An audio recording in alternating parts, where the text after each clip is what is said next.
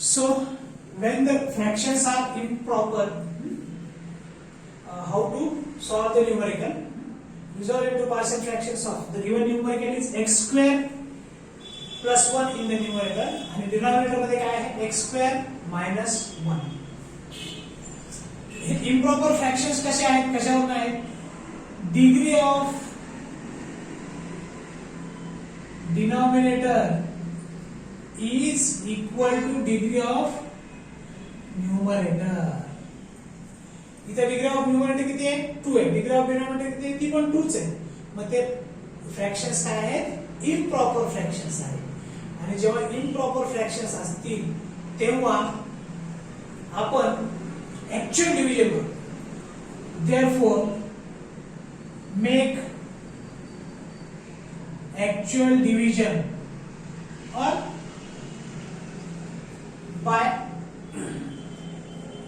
by adjusting plus 1 and minus 1 in the numerator we can solve this sum. पण त्यापेक्षा आपण काय actual division method वापरू. ठीक आहे. आता degree of denominator equal to numerator आहे म्हणजे ह्याला आपण पार्शियल फ्रॅक्शन्स इम्प्रॉपर आहेत. ठीक आहे. याचे फ्रॅक्शन्स काय आहेत? इम्प्रॉपर आहेत. So what is the procedure? Make actual division and write the given sum in the form q plus r by d. q म्हणजे काय? क्वोशंट, r म्हणजे रिमाइंडर आणि d म्हणजे डिव्हायझर, नॉट डिव्हिडंड. ठीक आहे. So make then actual division x square plus 1 whole divided by x square minus 1. पण इथे x square येण्यासाठी आपल्याला 1 ने मल्टीप्लाई करावं लागेल. ठीक आहे. So 1 into x square 1 into minus 1 आता बघा आपल्याला इथं मायनस घ्यावं लागेल, इथं प्लस घ्यावं लागेल. सबट्रॅक्शन करतो आपण डिव्हिजन मध्ये. मग प्लस एक्स स्क्वेअर आणि मायनस एक्स काय झालं? कॅन्सल झालं. म्हणजे इथं आपल्याला क्वोशंट मध्ये अशी टर्म लिहायची आहे की या ठिकाणी ही टर्म येईल. म्हणजे इथे जर x क्यूब असलं असतं तर आपण x लिहिलं असतं. x into x cube, sorry इथे x क्यूब असलं असतं तर आपण इथे x लिहिलं असतं. x into x स्क्वेअर काय झालं असतं? x क्यूब झालं असतं. आणि x into minus 1 काय झालं असतं? minus x झालं असतं. त्यानंतर मग आपण सबट्रॅक्शन केलं असतं. ठीक आहे. मग इथे x स्क्वेअर आहे म्हणून आपण 1 into x स्क्वेअर काय आलं? x square. मग ही इथली टर्म इथे आली पाहिजे जेणेकरून कॅन्सल होईल, इथे 0 येईल सबट्रॅक्शन झाल्यानंतर. आणि इथे काय येईल? 1 plus 1 2. 2 हे काय झालं? रिमेन शिल्लक, रिमाइंडर. हा काय झाला? क्वोशंट. आणि हा काय झाला? डिव्हायझर. जो डिवाइड करतो तो. हे काय झालं? डिव्हिडंड आहे. त्याच्याशी आपल्याला सध्या काही काम नाही पडणार आहे. ठीक आहे. So, therefore, the given sum x square plus 1 divided by x square minus 1 can be written as quotient plus remainder upon divisor. ठीक आहे. मग ह्याला काय लिहू शकतो आपण? क्वोशंट किती आहे? 1 आहे. ठीक आहे. प्लस रिमाइंडर किती आहे? 2 आहे. डिवाइडेड बाय डिवायझर काय? x square minus 1. आता मी टेबल मध्ये सांगितलं होतं की तुम्ही एकतर ऍक्च्युअल डिव्हिजन करा किंवा ऍडजस्टमेंट करा. बरं, ह्याला ऍडजस्टमेंट मध्ये सॉल्व्ह करायचं कसं करावं लागतं? x square plus 1 divided by x square minus 1. मी काय करतो इथं? x स्क्वेअर प्लस 1 मायनस 1 करतो divided by x square minus 1. मग काय तुम्ही आता x स्क्वेअर मायनस 1 ही जी मायनस 1 टर्म आहे ती अगोदर लिहितो आणि प्लस 1 प्लस 1 किती आहे? 2 लिहितो आणि divide by x square minus 1. आता मी काय करतो? हे x स्क्वेअर मायनस 1 आणि प्लस 2 आहे. तर हा जो एलसीएम ही जी टर्म आहे डिनॉमिनेटर तो सेपरेट करतो. x square minus 1 divided by x square minus 1 आणि plus 2 divided by x square minus 1. x square minus 1 cancel झालं. 1 plus 2 divided by x square minus 1 हे झाले. या पद्धतीने जरी सॉल्व्ह केलं तुम्ही तरी 1 plus 2 divide by x square minus 1 येणार, किंवा न्यूमरेटर मध्ये ऍडजस्ट केलं प्लस 1 आणि मायनस 1, प्लस 1 आणि मायनस 1 केलं म्हणजे काय केलं आपण, इम्बॅलन्स केलेलं नाहीये इक्वेशन. ठीक आहे, मग प्लस 1 आणि मायनस 1 0 झालं, पण 0 न लिहिता आपण काय केलं, ही मायनस 1 ची टर्म अगोदर लिहिली आणि 1 प्लस 1 2 लिहिलं. मग हा डिनॉमिनेटर सेपरेट केला, x square minus 1 divide by x square minus 1 कटलं, इथं 1 आलं आणि सेपरेट केल्यानंतर हे 2 divide by x square minus 1 तेच टर्म आली इथे. ठीक आहे, सो अशा पद्धतीने देखील तुम्ही ऍडजस्टमेंट करून देखील ह्या समला अशा प्रकारच्या समला सॉल्व्ह करू शकता. ठीक आहे, सो ऍक्च्युअल डिव्हिजन मेथड और adjustment whichever is the easiest that can be adopted. So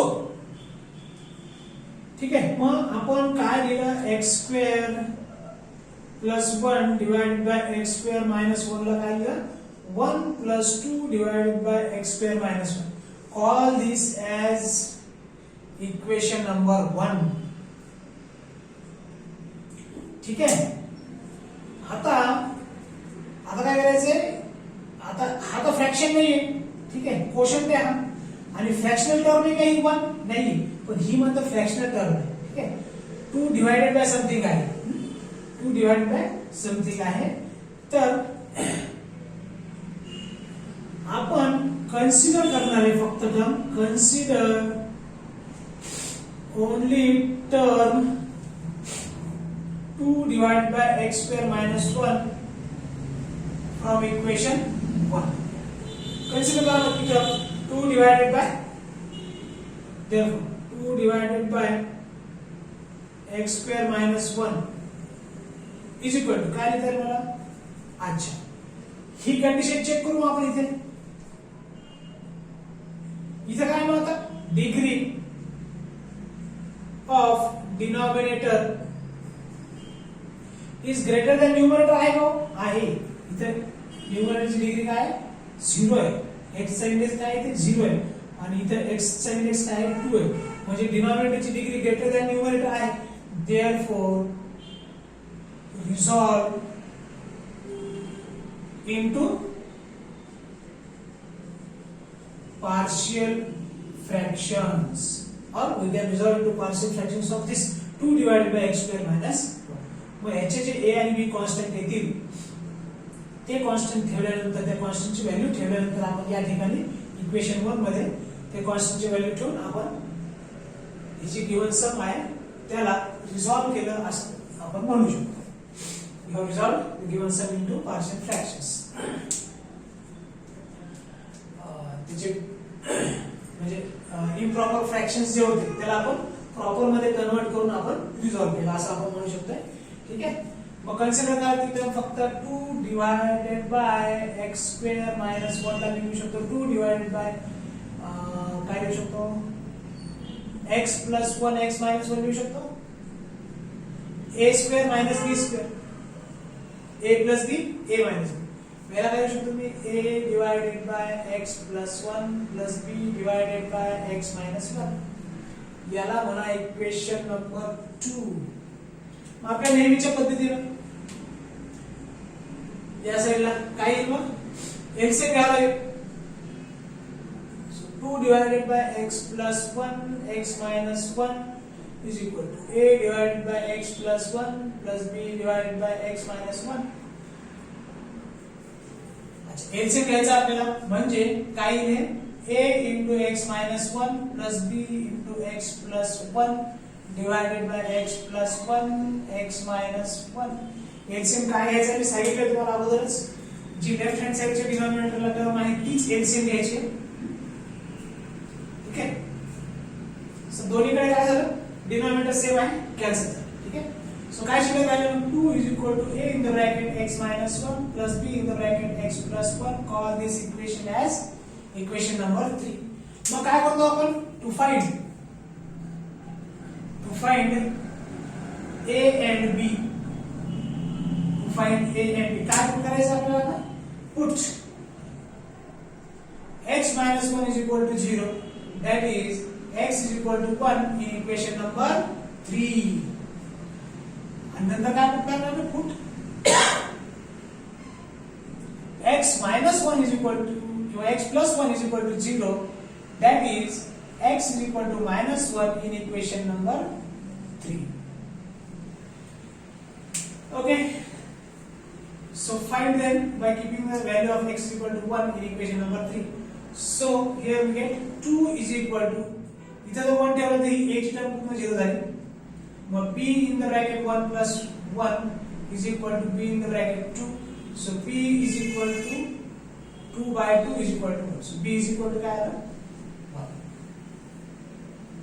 आता x is equal to -1 जर इथे ठेवली आपण तर -1 plus 1 हे 0 झालं. ठीक आहे. मग हे 0 झाल्यानंतर 2 is equal to a in the bracket -1. So 2 is equal to -2a. So a is equal to 2 upon -2. So -2 upon 2, a is equal to काय आलं -1. a is equal to काय आलं -1. ठीक आहे. a आणि b ची व्हॅल्यू फाइंड केल्यानंतर आपण इथे ठेवायचे a आणि b ची व्हॅल्यू तिथे ठेवायची म्हणजेच काय ठेवायचे या ठिकाणी ठेवायचे. याला आपण a आणि b च्या फॉर्म मध्ये लिहू शकतो जसं ह्या इक्वेशन 2 मध्ये दिले. तर लिहा by equation 1 and 2 from equation 1 and 2 and 2 from equation 1 and 2 x square divided by x square plus 1 divided by x square minus 1 ला आपण काय लिहू शकतो 1 plus आणि हा 2 divided by x square minus 1 ला काय लिहू शकतो आपण a divided by x plus 1 plus b divided by x minus 1. मग ह्याला याचा फायनल आन्सर a आणि b ची व्हॅल्यू ठेवू. So x square plus 1 divided by x square minus 1 is equal to 1 minus a ची व्हॅल्यू मायनस आहे a divided by x plus 1 plus 1 divided by x minus 1. a ची value काय आहे minus 1 आहे. So we have resolved into partial fractions of the given numerical in which fractions were improper. नंतर आपण proper fractions मध्ये convert करून खाली linear factor आलेले म्हणजे हा केस 1 चा प्रॉब्लेम झाला. केस 1 च्या पद्धतीने आपण याला सॉल्व्ह केलं. ठीक आहे. Now write down. So the next numerical is resolve into partial fractions of x cube plus x divided by x square minus 9. As usual आपण काय चेक करतो degree of denominator less than greater than numerator आहे का. इथं आहे का नाही. Degree of denominator is less than numerator. या ठिकाणी काय अगोदरच्या न्यूमरेटर मध्ये degree of denominator equal to numerator होता. या सम मध्ये काय आहे या न्यूमरेटर मध्ये काय आहे degree of denominator less than numerator आहे.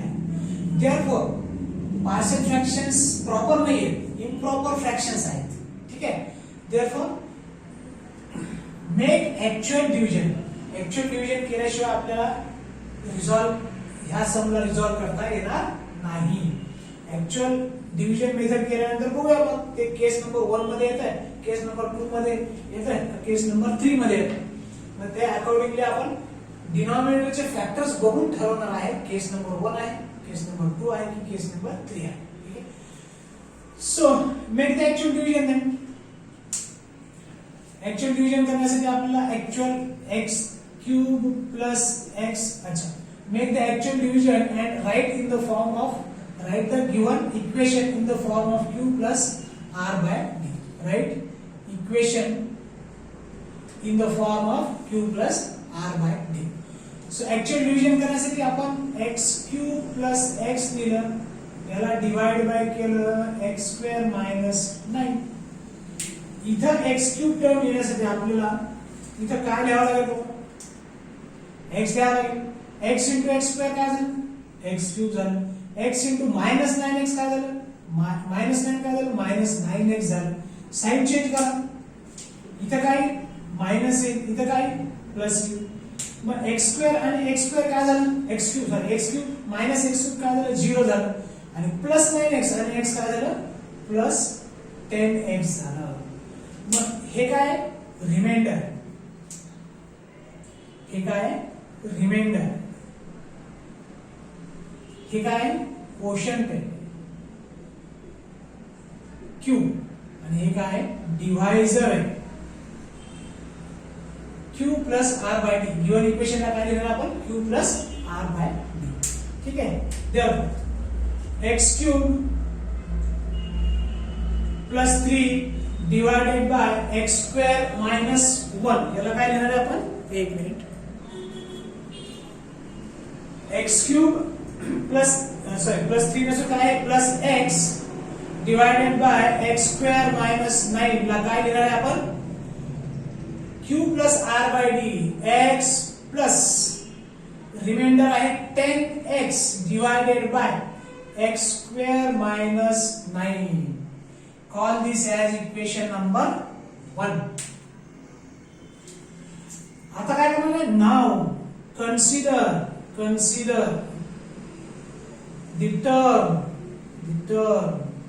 10x divided by x square minus 9 from equation 1 and resolve ठीक आहे रिझॉल्व करायचं काय म्हणजे आपण कधी ठरवणार आहे degree of denominator greater than वगैरे आहे का ते पहिल्यांदा देअरफॉर ती टर्म काय आहे मग 10x divided by x square minus 1 ही जी टर्म आहे हिला जर चेक केलं आपण ऑब्झर्व केलं तर काय लक्षात येईल आपल्याला